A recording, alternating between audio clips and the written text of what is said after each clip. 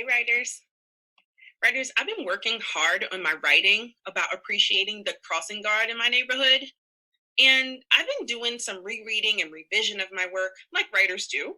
And I was thinking that one of the claims that I revised doesn't feel as clear as I want it to. It feels kind of wishy washy, you know? Like, I was wondering if you would read it over with me and help me rethink it to make sure that it's clear for my readers. Okay, here it is. On some days, I sort of think that everyone, well, maybe a lot of people, should try to be somewhat thankful to Miss Maisha, the crossing guard. What do you think? Yeah, that's really, really, really wishy washy, right? Okay, so let's fix it. Let's think about what we know about what makes a claim a claim. Well, a claim is a clear and direct idea. So let's make my claim a clear and direct idea. How about we say something like, maybe something like this: People should be thankful to Miss Maisha, the crossing guard. You see the difference there? This one is really wishy washy. Doesn't really say a clear and direct idea. This one is a clear and direct idea. It's a claim. Thank you. Thank you for helping me with that. A lot of your claims could possibly use that kind of revision too. Why don't you pause the video, reread your claim, and make sure that your claim is a clear and direct idea? If not, take a moment and revise it, making sure that it's clear and direct. Then come back. Okay, now that we all have clear and direct claims, we can move on to today's work. Today, what I want to teach you is that when you want to persuade people, when you want to make them think a particular way, you need to think about your audience and work to reach that audience. One way to reach your audience is to directly address them. Let me show you what I mean. If I'm going to try to make my words really reach you, then I can't talk on and on and on as if I'm blind to what you're thinking and feeling and wondering. I'd be an awful speaker if I gave a speech like this. Students, starting today, there will be no lunchtime, so we can focus on reading. In reading, we will read the third chapter of our class read aloud, and then we're going to read it 10 times. I mean, I could probably talk on and on and on, but you wouldn't hear any of what I'm saying because you'd be back at the part where I said there's going to be no lunch.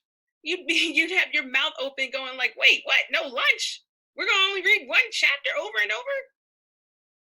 So, one of the rules of persuasive speaking is that as the speaker, you need to imagine your audience response and keep the audience with you.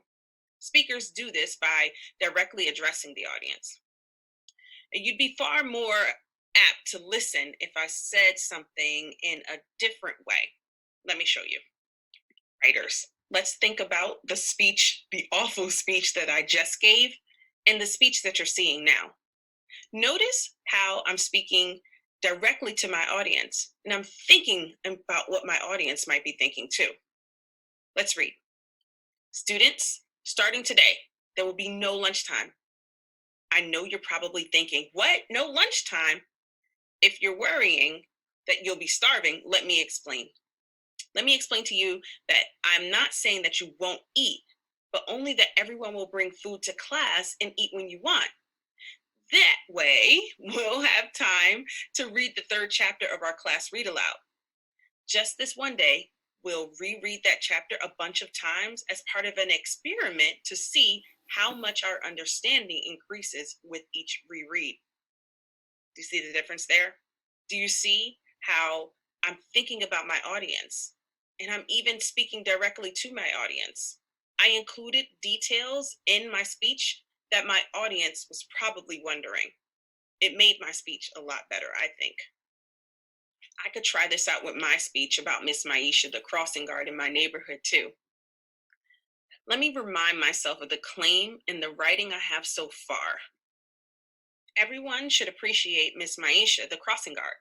Miss Maisha is wonderful because she keeps all of the students and families safe. She's there every day before and after school.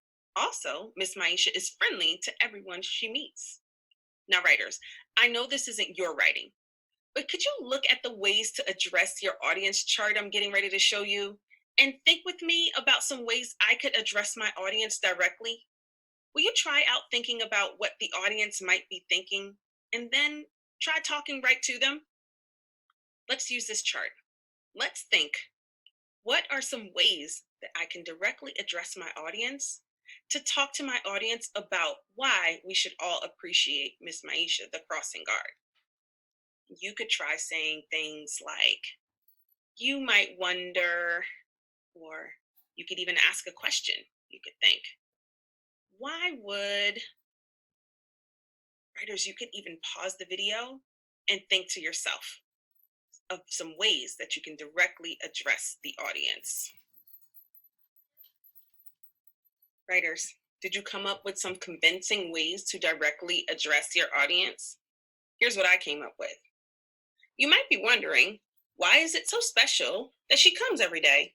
Being there to cross us is a huge deal. If we didn't have Miss Maisha, we wouldn't be as safe. Writers, today, when you return to your writing, you'll have a menu of skills and strategies that you could try out. You could be making sure that you fix up any wishy washy claims, or you could try on a new claim from an earlier generating strategy.